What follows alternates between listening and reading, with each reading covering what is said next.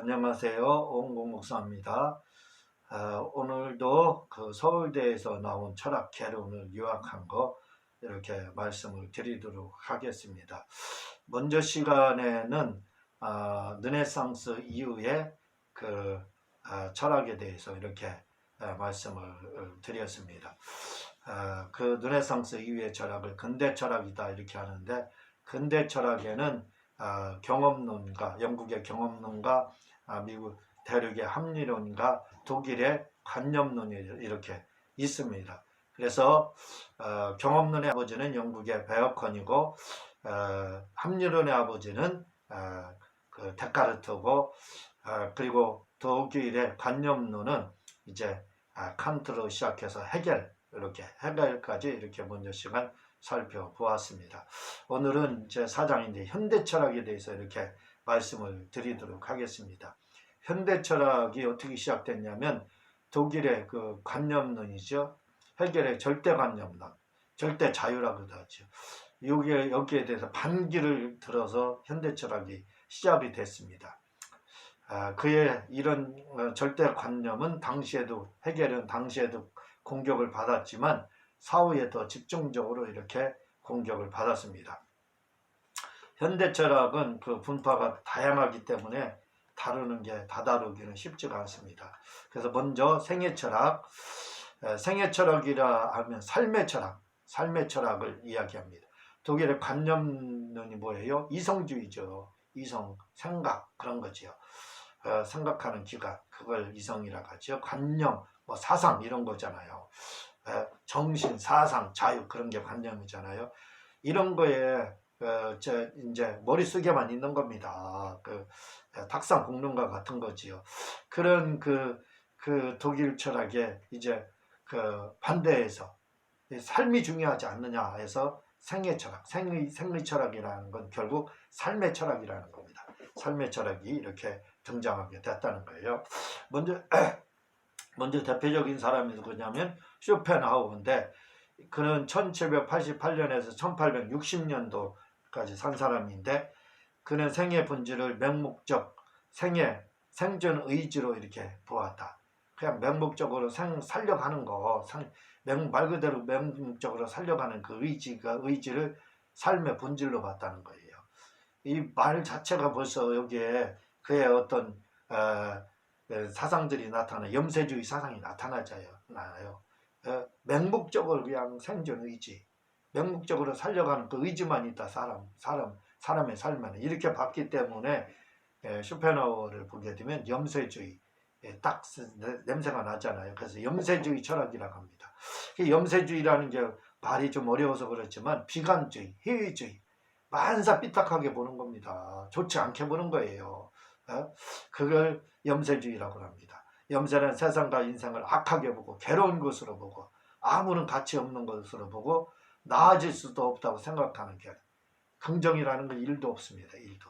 만사가 부정이에요. 만사가 부정. 그게 염세주의 철학입니다. 그게 비관주의예요. 말하자면 비관주의라는 게 뭐예요? 우울증입니다. 지금 말하는 우울증에 걸려있는 사람은 만사 비관으로 보죠. 만사. 그게 이제 염세주의 철학 쇼펜하우어에 있다 이겁니다. 그는 인생을 지배하는 것은 맹목적 생존의지.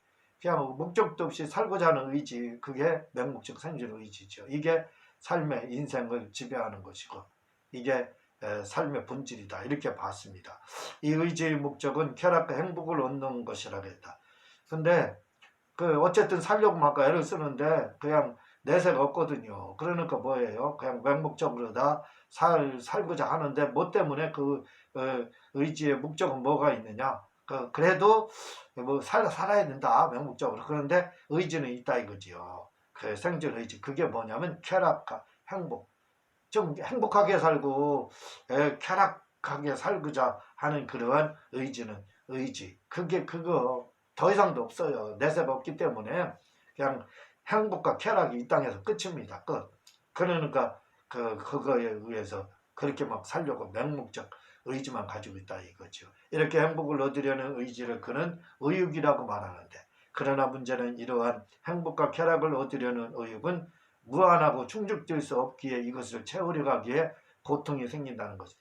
의욕, 예, 막 행복과 쾌락에 대한 의지나 이렇게 나는 행복 쾌락 뭐 쾌락하고 행복하게 살 거다. 그리고 막 거기에 대한 맹목적 의지를 가지고 살잖아요. 그걸 의욕이라고 하는 거예요. 의욕이 있어야 그렇게 살지 않습니까? 그런데 사람의 의욕이라는 것은 끝이 있나요? 욕심이라는 게 끝이 있느냐 이거예요. 예? 의욕은 끝이 없습니다. 100만 원 있는 사람은요 1000만 원 만들고 싶고 1000만 원 만든 사람은 1억을 만들고 싶고 1억은 10억을 10억은 100억을 만들고 싶은 게 사람의 욕망이에요. 그러다 보니까 그 돈 때문에 오는 스트레스가 얼마나 커요. 과연 그 만족감이 있느냐 이거예요. 바울은 내가 자족하기를 배웠다고 하는데 자족 그 만족감이 있느냐 이거 없습니다.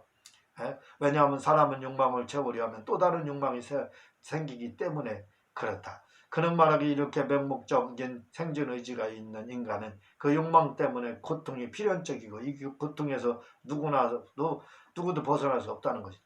그렇죠. 쾌락이 무지개 같아요. 그 있는 것 같아서 가서 잡으려고 하면 벌써 저만큼 또 멀리 가 있잖아요. 100만 원 있으면 행복할 것 같아서 모았더니 1000만 원이 필요한 거예요. 1000만 원이 있어야 행복해 보이는 거예요. 그러니까 결국 그것 때문에 오는 돈 때문에 오는 스트레스 그 고통은 말도 못하는 거지요. 벗어날 수 없다는 겁니다. 그러므로 인생은 고통의 연속이고 행복과 쾌락이라는 것은 이러한 고통의 연속 속에서 잠깐 머물다 간 것에 지나지 않는다고 그는 주장한 것이다. 세상을 삐딱하게 보는 겁니다. 응? 우리가 예수님 믿는 사람들은 항상 긍정이잖아요. 하나님의 말씀은 긍정이 자체이기 때문에. 그래서 우리는 고속도로 서울 부산 간에 고속도로가 있으면 항상 행복해요. 그죠? 항상 행복하잖아요. 그런데 그 순간에 시험과 고통이라는 게 오잖아요. 그래도 오는 건 뭐예요? 고속도로에 휴게소 잠깐 들리는 겁니다. 그러니까 고통은 기독교인에게는 고속도로에 휴게소 잠깐 들리는 그 기간밖에 안 되는 거예요. 그런데 쇼펜하우어는 뭐라고요? 반대로 말하고 있습니다. 서울과 부산 간의 이 고속도로를 달리고 있는데 그 자체가 다 고통이라는 거예요. 고난. 그리고 행복이라는 것은 뭐냐면 고속도로에 휴게소로 잠깐 들린 거 정도밖에 되지 않는다는 거예요. 그랬다가 다시 고통이 시작된다는 거예요. 예수님이 믿지 않는 사람들은 다 이런 생각을 가지고 있는 거예요. 이 잘못된 생각입니다. 이런 생각, 그래서 예수님 믿어야 돼요. 예수님 믿으면 어떻게 돼요? 서울 부산 거리가 다 행복해요. 기쁘고.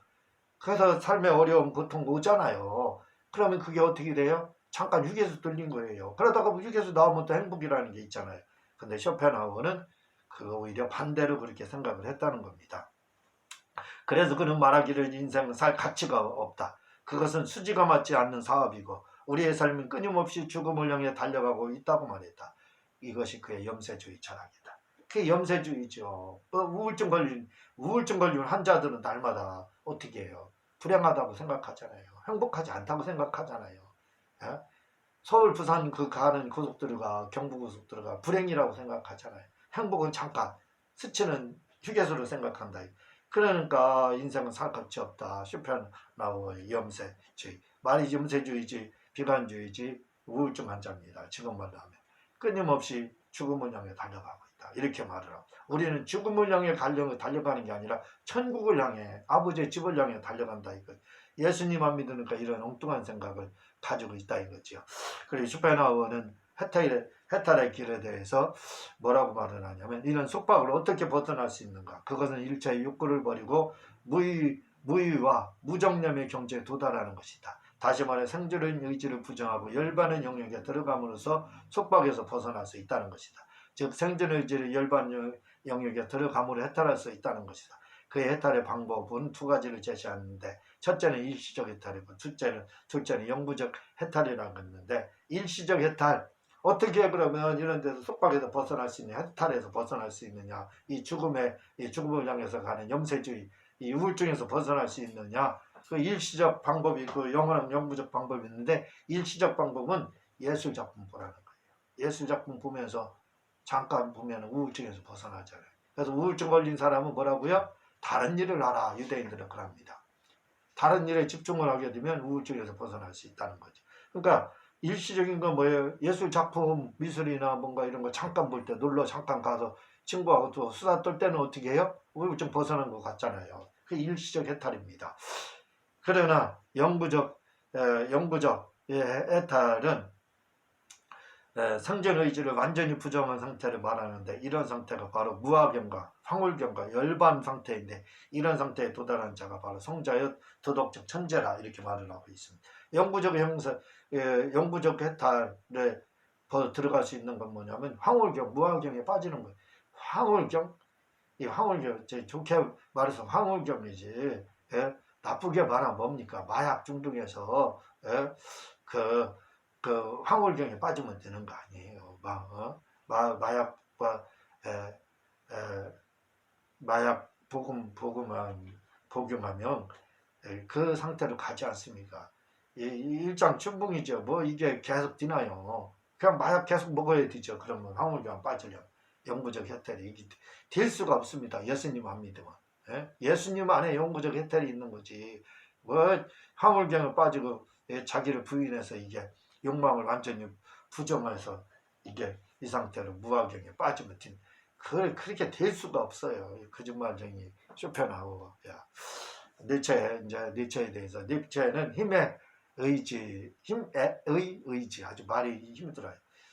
이 힘의 의지라는 뭐라는 뜻이냐면 주인이 되고자 하는 의지, 더 강해지고자 하는 의지, 이게 힘의 의지, 강해지려고 하는 의지, 그걸 말합니다. 쇼펜하우어가 맹목적 생존 의지를 생의 본질로 보았다면, 니체는 힘의 의지를 생의 본질로 보고 있다. 그는 감각적이 경험할 수 있는 현실 세계만 인정하고 모든 형이상학적인 세계는 부인한다. 그는 플라톤의 이데와 기독교의 천공론과 칸트의 물 자체를 부인한다. 자, 이 니체는 그 초인, 힘의 의지를 초인이라고 만드는 거예요. 더 강해지려고 하는 의지. 이것만 생의 본질이 이거라는 거예요. 초인이 바로 생의 의지라 이렇게 이야기하는데, 이 사람은 그래서 형이상학, 형이하학이 있어요. 형이상학은 뭐예요? 플라톤의 이데아, 기독교의 천국, 칸트의 물 자체. 물 자체를 이게 뭐예요? 내세, 영혼 불멸, 신, 이게 형이상학이잖아요. 그 나머지는 다 형이하학입니다. 근데 니체는 이 형이상학을 다 버렸어요. 인정하지 않았습니다. 인정하지 않고 형이상학을 버린 자리에 사람을 갖다 놨잖아요. 초인을, 힘의 의지를 갖다 놨잖아요. 그게 초인입니다. 힘의 의지를 갖다 놨잖아요. 그 형이상학은 인정하지 않고, 형이상학은 인정하지 않고, 형이하학은 이 세계, 눈에 보이는 세계, 그걸 감각적인 세계, 형이하학이라고 합니다. 이 땅에 있는 모든 것들은 그것만 인정했다는 거예요. 왜? 이 니체가 하나님을 죽이고 자기가 초인이 되고, 그리고 내세를 부정하는 자가 되기 때문에 이러한 그 사람이 된 겁니다. 그는 이 세계는 끊임없이 모순과 대립으로 인하여 변화하고 이동한다고 하였다. 이걸 해결의 변증법적 진화를 이해하면 됩니다. 그 말이지요. 이렇게 우주를 이동하게 하고 변하게 하는 근거가 힘의 의지라는 것이다. 자꾸 뭐 더 강해지려고 하고 더 주인이 되려고 하는 이 힘의 의지, 이런 사람들에 의해서 어떻게 돼요? 이 우주는 변하게 되고 이동하고 자꾸 변하게 된다 이거죠. 그는 감성과 오성도 힘의 의지에 비하면 하나의 수단과 도구에 지나지 않는다고 했다. 감성은 직관적인 거, 스캔하는 거지요. 스캔해서 얻는 지식. 그리고 오성은 아리스토텔레스는 10개 범주를 말하지만 칸트는 4개의 범주를 말하죠. 그 안에 딱 저장되는 것, 정리되어서 저장하는 걸 말을 하는데, 이것도 그는 니체는 아무것도 아니다 이렇게 말합니다. 그는 힘의 의지는 항상 생명체뿐만 아니라 모든 우주 안에 존재한다고 하여 이 힘의 의지로 인해 모든 것이 존재한다는 것이다. 더 강해지려고 하는 사람에 의해서 뭔가 이루어진다는 겁니다. 초인이죠. 초인에 의해서 우주 생명체도 지배되고 우주도 지배한 자가 지배하게 된다는 거예요. 그는 무기물과 같은 것은 힘의 의지가 균형을 이루기 때문에 다툼과 분쟁이 없지만 생명체는 이 힘의 의지에 균형을 이루지 못해 다툼과 분쟁이 증대하고 지배가 생긴다는 것이다. 무기물은 뭐 다툼이 있습니까? 그러니까 균형을 이루죠. 그러나 힘 더 강해지려고 하는 사람들, 초인이 되려고 하는 사람들이 얼마나 많아요. 그러니까 생명체는 끊임없이 다투는 겁니다. 개들도 우두머리 되려고 서열 채우려고 싸우잖아요. 사람도 지배하려고 싸우고 하는 거. 이것 때문에 그게 힘의 의지, 서로 초인이 되려고 하는 의지 때문에 끊임없이 분쟁이 온다. 지금 그 말입니다. 허무주의, 그는 누구나 지켜야 하는 전통적이고 보편적이고 절대적인 도덕은 없다 했다. 왜냐하면 이는 개인마다 차이를 무시하기 때문이라고 했다. 다시 말하면 전통적인 보편 절대적인 도덕이었다. 이건 하나님 말씀 무시하는 겁니다. 하나님의 말씀이 전통적이고 보편적이고 절대적인 도덕이잖아요. 이게 없다고 하는 거예요. 그리고 개인적인 상대적인 도덕이 있다. 보편적이고 이건 없고 상대적이다. 다 이렇게 이야기하는 겁니다. 그의 이런 도덕 개념은 곧 기독교의 전통적 도덕을 무시하는 것이다. 기독교인이 아니라 이거예요. 신이 죽었다 했기 때문에 절대적인 도덕을 인정할 수 없는 거죠. 다 상대적인 거예요. 상대적인 도덕만 내세우는 겁니다. 사람 죽여놓고도요. 상대적인 도덕은 뭐예요? 절대적 도덕은 살인 금지지만 상대적 도덕은 어떻게 해요? 내가 저 사람이 잘못해서 죽였다. 이해가 되는 겁니다. 그걸 인정했다는 거예요. 니체는. 그리하여 그는 기독교의 이런 낡은 도덕관과 이상과 가치는 이 시대에 통하지 않는다 해요. 신은 죽었다라고 말했다. 신은 죽었다. 도덕과 가치가 더 절대적인 건 통하지 않는다.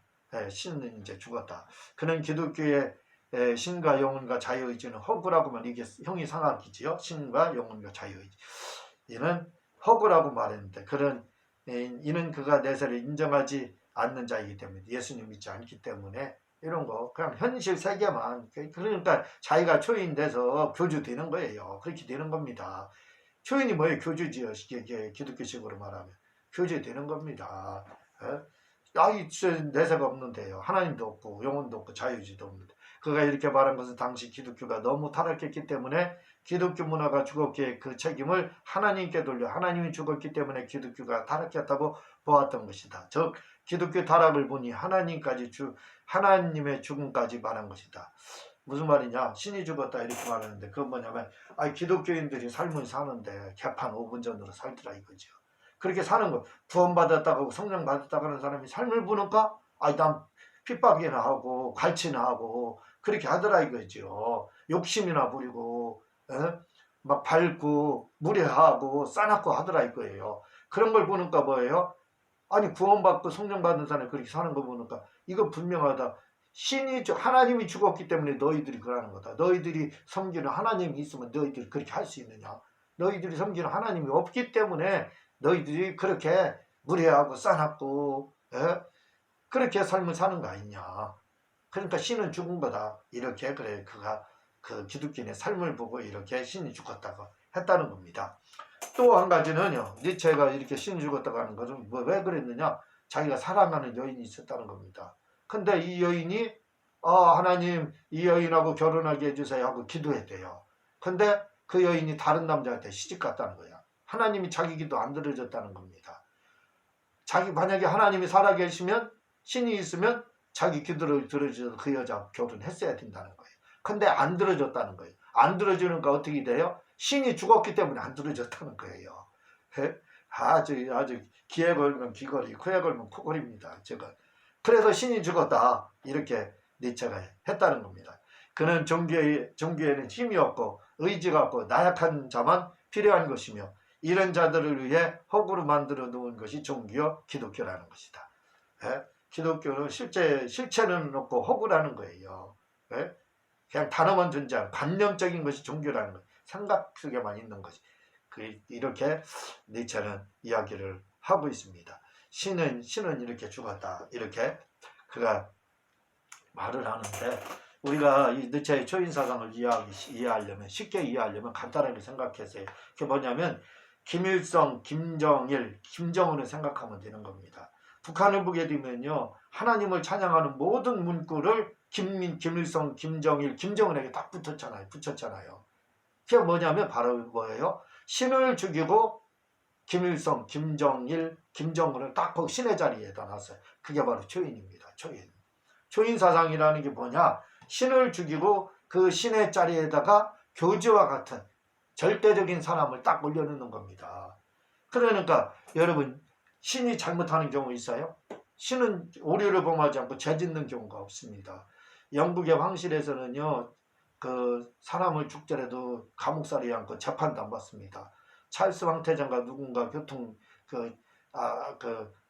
영국의 그 여왕 남편인가 누군가 운전하다 사람 죽였잖아요. 그런데도 재판도 안 받고 교도소도 안 갔잖아요. 왜? 짐이고 법이에요. 그래서 절대적이라 이거죠. 죄가 없어요. 영국의 황실은 죄를 지어도 사람을 죽여도 죄가 없는 거예요. 그게 초인입니다. 절대적이거든요. 근데 북한이 어때요? 북한 바보들 신을 죽이고 하나님 죽이고 하나님의 성경을 죽이고 하나님에 대한 문구를 자기들이 쓰잖아요. 김일성, 김정일, 김정은이가 다 거기에 위치 갔잖아요. 그게 초인입니다. 초인. 자, 초인은 그러한 김일성, 김정일, 김정은이 죄가 있나요? 김정은 보세요. 이복 형제 김정철인가 누구 독살해서 죽이고 그리고 공부까지도 죽이고 수많은 사람 죽였어도 김정은이가 회개합니까? 잘못했다고 합니까? 눈 하나 깜짝 안 하잖아요. 왜? 초인은 자기는 특별한 사람이라 이거 초인이라 이거죠. 사람이 아니라 자기는 무죄하다 이거예요. 무혐, 혐의가 없다 이겁니다. 죄가 없다는 거예요. 원죄가 없다는 거예요. 왜? 신을 죽이고 자기가 신이 됐는데 교주가 됐는데 초인이 됐는데 그래서 자기는 죄가 없기 때문에 아무거나 죽여도 관계없고 그리고 다른 사람들 다 굶어 죽어도 배가 막 나오고 살이 드륵드륵 돼있처럼 김정은이 쪘잖아요. 왜? 간단합니다. 초인. 니들은 내 지배를 받는 그냥 인간이다. 나는 니들을 지배하는 하나님이다. 신이다. 초인이다. 니체의 초인은 바로 신을 말을 하고 있는 거잖아요. 그러니까 나는 너희들과 같이 나는 죄도 없고 나는 뭐 온갖 누려도 관계없다. 아무리 가물어도 관계없다. 초인 사상입니다. 그게. 그러니까 우리가 니체의 초인 사상을 이해하기 쉬우려면 뭐라고요? 김일성, 김정일, 김정은을 생각하면 돼요. 그게 초인입니다. 그는 신을 이렇게 죽여놓고 바로 힘의 의지를 사용하고 있는 인간을 바로 신의 자리에 놓았다. 이 초인이 바로 강자이며 최고의 도덕이며 군주도덕이라고 말하고 있다. 봐봐요. 이 초인이 뭐예요? 최고의 도덕자입니다. 강자이고 최고의 초인 강자. 이거 마음 다 지배하잖아요. 군주도덕. 아주 자기는 의롭다는 겁니다. 자기가 최고 의롭고 자기가 도덕 윤리를 가장 지킨다는 거예요. 김정은이가. 그렇게 생각하고 있다는 거예요. 죄의식 없습니다. 왜? 초인이기 때문에. 그리고 기독교의 도덕인 겸손과 사랑과 동정의 도덕은 노예 도덕. 군주 도덕은 김정은 같은 놈들이 군주 도덕이고 최고의 군주 같은 도덕이고 최고의 도덕이고 그리고 기독교의 이러한 동정과 도덕과 겸손과 사랑은 노예 같은 도덕이다. 이렇게 니체는 말하고 있습니다. 그는 세계는 끊임없이 뒤풀이하여 순환한다고 했는데 그는 이렇게 뒤풀이되는 흐름 속에 인간이라 해서 특별한 사람이 아니라 이런 자연의 한 톱니바퀴와 같은 존재라는 것이. 왜? 내세가 없으니까 그냥 이 자연의 한 톱니바퀴처럼 살다가 없어지는 거예요. 나무, 개, 사자, 호랑이 한 톱니바퀴죠. 그렇잖아요. 자연에. 그러다가 없어지면 소멸되는 겁니다. 사람도 영혼이 없기 때문에 그렇게 그냥 자연의 한 일부분으로 살다가 없어지면 소멸되는 거라는 거예요. 그게 톱니바퀴 같은 존재라는 거예요. 이렇게 신을 부정하고 우주의 순환 속에 인간이 아무것도 아니라는 사상을 가리켜 영겁회귀 사상이라고 한다. 사람 그냥 소멸되는 것 같이 동물처럼 이 자연의 한 부분으로 이렇게 되는 거, 이걸 영겁회귀 사상이라고 합니다. 그는 이렇게 사람이 살아있는 동안만 존재하고 나사 같은 존재이기에 자기에게 주어진 삶에 대해 절대적 가치를 두고 살아야 한다고 주장하지만 그러나 이런 존재가 라면 누가 열심히 살겠냐. 그런데 이런 나사같이 일부분에 그러한 기계 일부분에 해당하는 자연의 일부분에 해당하는 것이 사람인데 그래 열심히 살아야 된다는 거예요. 잘 살아야 된다는 거예요. 살 동안. 근데 아니 그런 이렇게 소모부분처럼 사는 사람이 과연 열심히 살겠느냐 이거예요. 그렇지 않다 이겁니다. 그래서 그 영겁이장 사상은 운명을 절대로 존중히 여긴다. 그래서 그는 운명대로 살 것을 말한다. 그에 의하면 운명을 받아들이는 데는 두 가지가 있는데 첫째로 운명에 대항하여 극복하는 것이고 운명을 막 극복하는 게 대항하여 그것이고 둘째는 운명을 그대로 받아들여서 삶을 사는 것을 말하는데 그는 두 번째 그냥 운명대 네가 그거 자연의 일부분으로 살고 그런 기괴한 나사처럼 사는 거 부품처럼 사는 거 그러다 없어지지 않느냐 대사가 없기 때문에 그거 그냥 운명이라고 생각하고 살아라. 그걸 그렇게 이야기를 한다는 겁니다. 실존주의 그의 실존주의를 마치 내려와 같은 정신병자라고 할 수 있다. 그는 신을 죽이고 무신론이 팀으로 무신론적 실존주의자가 되었는데 그의 실존은 오직 기독교에 대한 대항과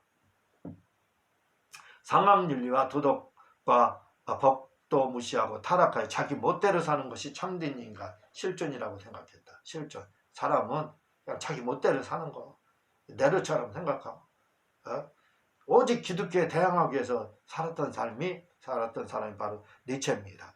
그냥 자기 멋대로 사는 사람 이게 실존이다 이렇게 말하고 있어요.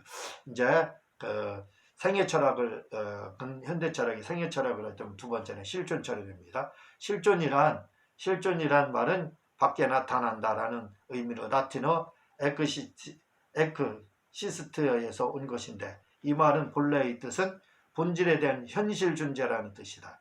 여기서 본질이란 신을 말하고 현존자라는 말은 인간을 말합니다. 그러므로 실존이란 현존자인 사람을 말하는 것이다. 이 실존이라는 것은 뭐냐면 실제 존재하는 것을 말하는데 현존재는 바로 사람을 말을 하고 있습니다. 현존재. 본질이란 신을 말하고 현존재라는 말은 인간을 말을 하는 거예요. 인간. 그러니까 실존이라는 말은 살아있는 사람을 말을 하고 있어요. 우리가 살아있어 현존재를 실존이라고 하는 거예요. 현존재라는 사람을 말을 해요. 사람 나는 현존재라 이거지요. 그걸 실존이라고 한다 이거예요. 실존주의자들은 현존재인 인간은 유일무이한 존재이다. 따라서 인간은 신보다 앞선다고 주장한다. 예컨대 실존이란 인간 본래의 자기라는 뜻이고 실존주의란 이런 인간 본연을 잃어버린 자들에게 본래의 자기를 찾아주는 철학을 말한다. 실존주의 철학이라는 말은 무슨 말이냐? 자기를 찾자 이거예요. 자기 실존이 나의 본 실존이 나잖아요. 이 현재 존재하고 있잖아요. 이 이를 실존이라고 한다 이거죠. 근데 우리가 인간 본연을 잃어버렸다 이거죠. 그걸 찾아주는 학문을 바로 실존. 내가 누구인지 자아를 찾아주는 그 철학을 말을 하는 겁니다. 자기를 찾아주는 나를 자아라고 하잖아요. 나를 찾아주는 내가 누군지 찾는 그걸 바로 실존 철학이다 이렇게 말합니다.